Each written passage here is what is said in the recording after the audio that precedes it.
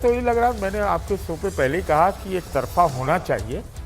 ये मोटा मोटी मुझे लगता है कि इतना तो नहीं आएगा कि हमारी राय ये कांग्रेस पार्टी, अगर ये बीजेपी रहती तो कह देता 10 साल के बाद, लेकिन कांग्रेस है तो इनकी अब उसमें से 10 सीटें घटा लीजिए तो नतीजा लगभग वही रहेगा। 49 आपके हिसाब से 50, 50, 52, 55, ये कौन? अवधेश जी, ये जो पहला आंकड़ा हमने दिखाया, क्या कहेंगे आप इसको? देखिए, पिछले चुनाव में 25 सीटें का वहाँ का परिणाम 5000 से नीचे पर आया था, जिसमें 15 सीट ऐसे थे जो 2000 से 5000 के बीच थी, 7 सीटें ऐसी थी जो 1 से 2000 के बीच थी और 3 सीटें तो 1000 के भी नीचे थी। तो जाहिर है कि वो लड़ाई जो इतनी कांटे की थी वो किधर भी जा सकती है हरियाणा में। इसका वोट परसेंटेज देखना पड़ेगा कि वोट परसेंटेज इसमें क्या है। वहाँ 1000, 2000, 3000 से भी सीटें पलटेंगी अगर टक्कर है तो इसलिए अभी मैं इस सीट पर तो कुछ नहीं कहूंगा, लेकिन ट्रेंड जो है चुनाव की ऐसा रहा है कि कांग्रेस 4, 2, 6, 6 और 4, 10 सीटें ऐसी हैं, मतलब 4 में अन्य है, इंडियन नेशनल लोकदल के पास 4 दिखाई दे रही हैं, ऐसा अभी जो आकलन है। जेजेपी के पास 2 हैं, जिसका आईएनएलडी 4 से 6 पर ही थी लड़ाई में। ठीक, बिल्कुल। अदिति, जरा आपका रिएक्शन भी हम चाहेंगे। जो अभी आंकड़ा हमने पहला आंकड़ा दिखाया है, ये आपको लगता है लगभग यही होने जा रहा है या कुछ आपको लगता है इसमें बदलाव होगा? ये एक्सपेक्टेड लाइंस पर है। कांग्रेस की बहुमत की स्थिति लग रही है पहले से, उनके इंटरनल सर्वेज में भी इंडिकेशन है। इनफैक्ट यही वजह है कि पार्टी ने पूरा का पूरा दारोमदार इलेक्शन का इस बार एक ही इंसान को दे दिया है, भूपिंदर सिंह हुड्डा।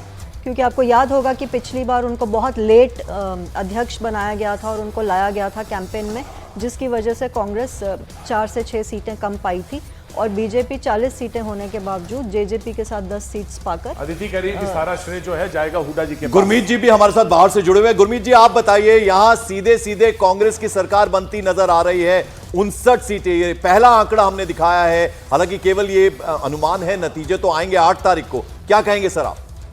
देखिए, मैं तो केवल यही कहूंगा कि राहुल गांधी जैसे उन्होंने वहां पर आइसक्रीम खाई, वैसे यहाँ पर माथुराम जी की जलेबी तो वो पहले ही खा के गए हैं। तो इस बात की पूरी संभावना है कि उन्हें जीत का लड्डू भी 2-3 दिन में मिल जाएगा।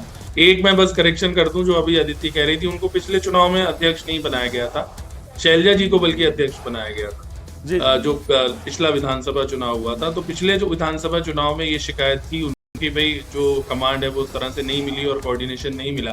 इस बार क्योंकि उदय भान जी अध्यक्ष थे, जो उन्हीं के आदमी थे एक तरह से, तो सारा का सारा जो गेम था वो उनके हाथ में है, तो वो अपना श्रेय जरूर लेंगे।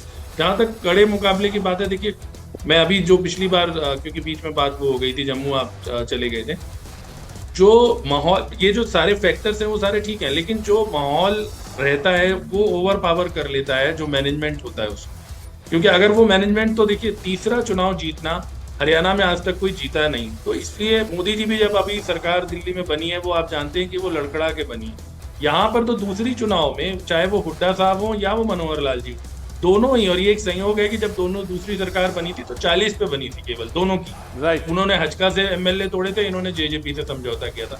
तो तीसरी बार आने का जो अंदाजा था वो सबको यही था कि इस बार कांग्रेस वापसी करेगी। और कांग्रेस की शुरुआत जो 91 में उनकी परफॉर्मेंस थी, 51 सीट्स, वहां से कांग्रेस ये कहा जा रहा था कि शुरू होगी। अब वो आगे जहां तक जाएगी, कड़ा मुकाबला, कम मुकाबला, वो ठीक है। गुरमीत जी, हम लौटेंगे आपके पास। विवेक, अभी मुस्कुरा रहे हैं आप, लेकिन ये नतीजा नहीं है, ये केवल एग्जिट पोल है।